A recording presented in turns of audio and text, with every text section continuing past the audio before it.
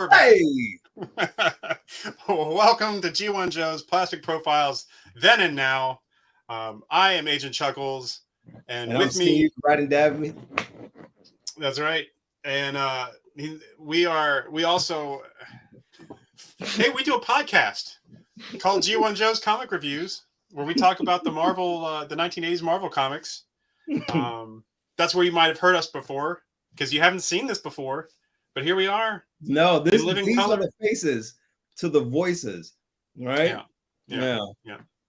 You weren't expecting this, No, all this, were you? Not at all. No, not at all. Well, so what we're here for today, with G1 Joe's Plastic Profiles Then and Now, because I couldn't pick a shorter name. What we're here to do is we're going to look at a classic G.I. Joe figure, and then we're going to look at the modern interpretation from the G.I. Joe Classics line. And through careful analysis, we're going to determine which G.I. Joe figure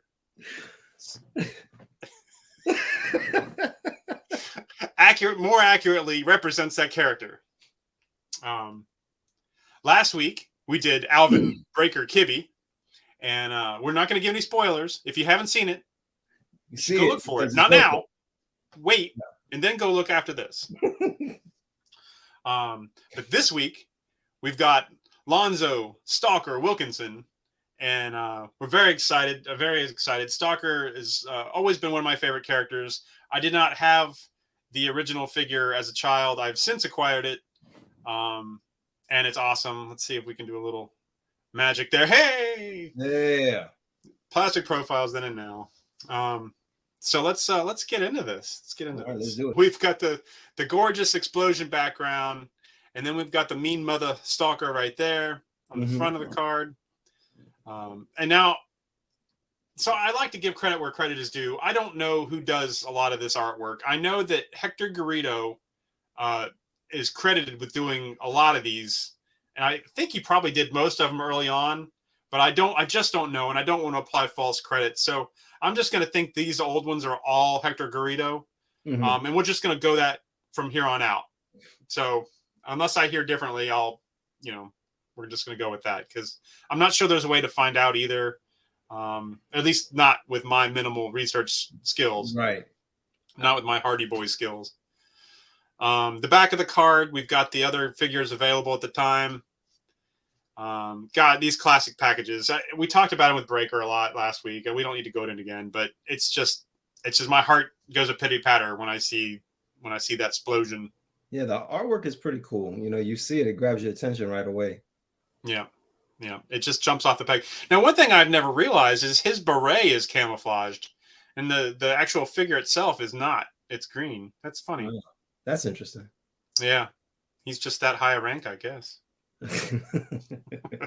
No. All right. So here's the file card for Stalker. He is a Ranger, codenamed Stalker. File name Wilkinson, Lonzo R. I'm not going to read the Social Security number. Primary military specialty, infantry. Secondary military specialty, medic, interpreter. Birthplace, Detroit, Michigan. Grade E5. He's a sergeant. Stalker was warlord of a large urban street gang prior to enlistment. Fluent in Spanish, Arabic, French, and Swahili. Graduated top of class basic combat training, advanced infantry school, top of class. Special training, U.S. Army Language School, Intelligence School, qualified expert, M14, M16, M19 11A1 auto pistol, M3A1 grease gun, M32 pulverizer submachine gun. And then we've got a little character quote down here at the bottom that we surmised is probably from Hawk or General Hawk. At this time, he was Colonel Hawk, but any number of bigwigs could have said this. Functions well under high stress situations. Intelligent, perceptive, moves like some sort of jungle cat. Silent, fast, strong. So there you have it. We know a little bit about him. We know he's the best of the best, as most of these shows are. As there's some sort of all-star team of soldiers, right? There's a special mission, special force type group. They're not going to take Joe last place in his class. Okay, so here we go with the breakdown. He was a warlord of a large urban street gang. Now, I've never lived the life of a gangster. I don't claim to know the mean streets of Detroit, so I used Wikipedia. Mm-hmm. They said there are 8 major gangs in Detroit. Now that's now. That maybe isn't back early 80s, late 70s, whenever Okay. Stalker was warlord. But let's pretend that these were um, his what do you call it? His not cohorts, rivals. We'll say that these are either his rivals or his gang. Okay. So we've got the Outlaws MC. It's a motorcycle club. Probably unlikely to be stalkers, although we know from other things he has some motorcycle skills. It doesn't say that in the file card. The Latin Counts is unlikely. They are Spanish speaking, and I'll wrap that up here at the bottom, why I note that. The Juggalo Gang, I'm going to guess he's not a big fan of the Insane Clown Posse. It's possible. It's possible, but I'm going to guess no. The Highwaymen Motorcycle Club, yeah, unlikely. The Devil's Disciples, probably unlikely. Detroit Partnership, now that's an Italian gang. Yeah, probably not. The Chaldean Mafia, they're Middle Eastern. Again, I'm no expert in this particular area either, but maybe they speak some Arabic. And then the Black Mafia family could have been, in my mind, that's the one he might have been a part of. Okay. I didn't do any further research. I don't want to get murdered. Right. I didn't live the life to find this information. I just Google it. So That's my the beauty theory of it. is, That's the beauty of Google. oh yeah. Yeah. Not like the old days where I had to put on the leather coat and go out and You had to. I'm gonna walk these mean streets. yeah, and walk the mean streets to figure out. Yeah. So my theory is that perhaps he might have had gotten a jump start on languages, working with these other gangs or working against these other gangs. Actually, I like that theory. Yeah, it's possible. I like that. Yeah. It's possible. All right, so then we're going to go to this one. So we're going to start with his military career. This information I got all from goarmy.com. If you're going to go somewhere, go Army. I don't think they say that, but it sounds good. Okay. So again, we're going to do this. Another disclaimer. I have never been in the service, never been in the military service. Surprise, surprise. So I can't say that this is how an imaginary character would have advanced through his imaginary career. But let's just say this is how it happened. It could have happened this way. I think it's possible. So he would have gone to basic training, and then after basic, he could have gone to AIT, which at the time was advanced infantry training, which we see noted in his file card. Mm-hmm. These days, they call it advanced individual training. And that's where he could have gotten his infantry school, the 11B, which is his job. That'd be infantrymen. Now, for languages, he could have gone to Defense Language Institute Foreign Language Center, which is in Southern California. But anyways, after AIT, that's when he could begin the RASP portion of his career, the Ranger Assessment and Selection. What is RASP? Here we go. These are some of the requirements you need to be qualified for RASP. You need to be able to do 53. Now, okay, so the requirements could have been laxer back then. I don't know. I can't say for sure. This is just what Go Army told me. And remember, if you're going to go somewhere, Go Army. 53 push-ups, 63 sit-ups, a 2-mile run in 14 minutes and 30 seconds or less, 4 pull-ups, 6-mile ruck march with 35-pound rucksack and weapon in less than 1 hour, 30 minutes. So those don't seem too crazy, but that's just what you have to be able to do in order to be eligible for RASP. So phase 1 of RASP is where you are assessed of character and leadership ability. Includes a 12-mile march with a 35-pound rucksack and full uniform, as well as land navigation exercises, medical first responder tests, and psychological screening. Now, with that medical first responder test, we know that also is in Stalker's file card. So he's got some medic training. Yeah. And at this point, he's the only medic on the Joe team, if I recall correctly. So that's phase 1. Phase 2 is where you learn direct action combat, airfield seizure, personnel recovery, marksmanship, and explosives. So that's the fun one. Yeah. Now, Ranger School That's where students train to exhaustion to become experts in leading soldiers in difficult missions. In the first, now this is pretty much word for word, these last few slides from goarmy.com. So I just think it's fun. It's that they'll actually put in here, you're going to train to exhaustion. We're not going to Pretty monkey much, around with it. Yeah, they're not leaving anything to guess. No, this is going to be rough. It's going to be rough. Yeah. In the first 20 days, you'll go through mental and physical skill development to get your mind and body ready for the rest of Ranger School. So you're there almost 3 weeks just to get ready for the rest of it. To do the stuff. Yeah, that's just to get ready. Yeah. Oh, they got to prepare you. Yeah, because those 53 push-ups aren't going to get you ready. No. For this. The next 21 days are spent in the mountains learning how to execute combat patrol missions. The last phase of Ranger School is spent in the swamps where you'll lead small teams to conduct missions under extreme mental and physical stress. So the next slide will show us, we're back to his file card. We've got the weapons here. Oh, you pulled up all of them. That's awesome. I pulled up all of them. Yeah. Look at that. It's not going to be, it doesn't get easier as we go along. They start, I'm not going to put 150 weapons on here, but so we've got the M14, the M16, we've got the M19 11A1, the M3A1 grease gun, and then the M32 is not a real gun.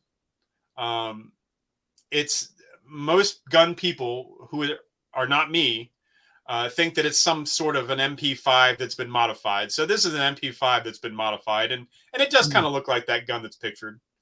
Okay. So that's probably what it is. And it just like for anyone who doesn't know, these aren't the only guns he knows how to use. Sure.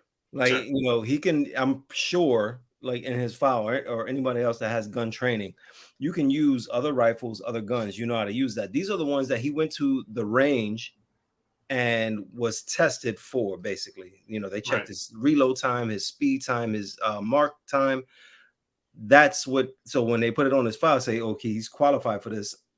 That's just because he went to the range and that made it official. Yeah. He can use other weapons. Sure. Yeah. So there's Stalker, front and back, with his modified MP5, the M32 pulverizer. His only accessory is that rifle and a go-get-em attitude. That's built in. That's right. But we can see on him that he's got a grenade. He's got a knife. It's pretty much the same chest that Breaker has. I'd say pretty much. It definitely is the same chest. It's just painted different. Mm-hmm. He's got no weapons strapped to his sides or anything like that. So he's got his rifle and the grenade and the knife. But compared to his the rest of his original 13 buddies, he's got camouflage. He's not that dull, boring green. So he's going to hide out in the jungle somewhere. Put him in the jungle. You can't see him. Yeah. So classic figure, but he seems ill-prepared for someone as awesome as Stalker is. So here we've got the classified series. This is the package shot here. And then this is the artwork that's on the package. It's sort of wrapped around. So you've got this side, which is that one. And then on the side, the spine, you get that one. The artist is Frank Morrison. You can find his work at morrisongraphics.com. So if you look at that, you can see, I guess, the graffiti and that sort of thing on the back. So it's supposed to represent, his gang background. Right. And, so all the artwork for Classified is top notch. It may not all be your cup of tea or my cup of tea. Right. But it's actually, it looks like for every character that I really like, they usually do the artwork I don't like. That's how it seems to work out so far. Except in this instance, I like the artwork. And I love Stalker. This. So this brings me back to when I was a kid, man. Yeah. So here we've got some loose shots of Stalker. We've got him with all his accessories loaded up. He can carry everything all at once on him. That's the cool thing. A lot of the original Joes would come with gear that they can't possibly hold all of it. Mm-hmm. Not in Stalker's case, because he comes with the rifle and the go-get-em attitude. But so we'll see his accessories. What's that? He can make it happen. Yeah, yeah. His accessories include removable beret, a working sheath and knife, working holster and pistol, a suppressor that you can hook on to any of his other weapons. He's got 2 rifles total. He's also got a I guess you would call it a holster for a rifle that he can wear on his back. You can see the stock in the back of it there. Right. And then he's got a shamag. Shamag. I'm not sure what you call it. It's the fancy scarf. And so a lot of accessories. He's ready for anything. And yeah, he's ready to go. Yeah. So what's your take on this figure? On this one right here? Yeah. I like it a lot. And the reason why, there's a couple of things that stand out to me. I like, one, the articulation, and to be fair, that's something that comes with time. When we were kids, we had that. It was awesome when we had it, but now we know better. And then these Joes are just really, really cool. I like it because he is a Green Beret, right? And the uniform, that's what you see. That's what you see right there. Look at the face, the features on his face. He has that stern expression on. He is ready to go to battle. He's serious. This is not. It looks like he's a serious man, ready to do serious things. That's right. Yeah, that's right. I'm a big fan of this figure here. Yeah, it's pretty rad. I've got a couple of them. I don't really know why. I just couldn't help myself, I guess, really. It's just, well, I guess in my mind, I'm thinking one day I aspire to have dioramas and not buckets of toys. That'd be cool, man. And I think that Stalker would be on several shelves at once. I don't want to limit him to just, Snake Eyes shelf or this shelf or that shelf. So, yeah. It's hard. It would be hard to not pick this one over the other one. The other one's a classic, but this one's got. I think that when we look at these things, man, we have to take that sense of nostalgia out of it almost. You know what I'm saying? Like, and judge it as if we were in the time period, but at the same time, we have to be a little bit objective if we're going to do it like that, because there's going to be figures and toys that we play with. We have I don't care how weird it sounds, but you have kind of almost an emotional connection with these things. They're from your childhood. They bring you back to a more innocent time. So maybe that's the one you want to gravitate to. But if anybody in their right mind, the newer figure is better. Like, what I'm saying? Right. Well, and we saw. Well, no, I'm not gonna have spoilers. No spoilers. But it doesn't always work out that way. That the new one's better. But in this instance, I think very true. I think in this instance, for this particular one, this one is better. I'm picking this one 9 times out of 10. Yeah, Classified Stalker wins this one. Absolutely. Oh, wait, hey, don't look at that. So you didn't see his name. So now's the portion of the show where we play fantasy Hollywood director, and we cast who we would like to see in a G.I. Joe movie. The only rule is that they have to be from the home state of the Joe. So we know Stalker is from Michigan. So the actor has to be from Michigan. So let's get into casting.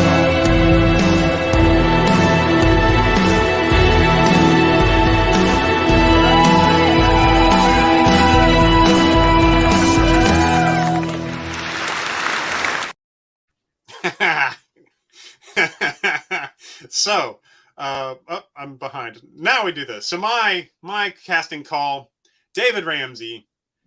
You know him from the CW Arrowverse. Arrow. And I just think, he's got the martial arts skills. He's got some military skills. At least pretended to have those. And he's from Detroit, Michigan. So, I got to pick him. Him. Yeah. And, I can see it. All right. So let's see. You got yours pulled up?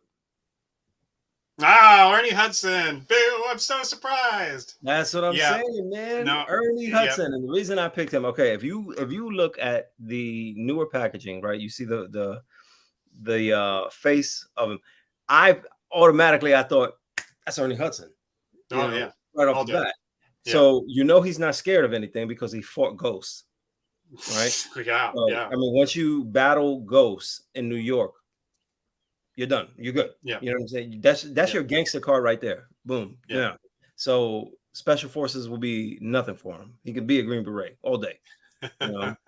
And so I thought like, all right, he's from Detroit, Michigan. I'm gonna go with Ernie Hudson. Yeah, That's my that pick. yeah. I mean, I think knowing how Stalker develops in the comics, in the Marvel comics that we're reading, I think that he would love this role. Yeah. He's not the fourth Ghostbuster. Right. So yeah, I think that's great. I think yours is better though. I think Ernie Hudson is definitely the man. Yeah, you won that one. That one. All right. Well, so yeah, that's it. Let us know what you think. Who would you cast in a G.I. Joe movie?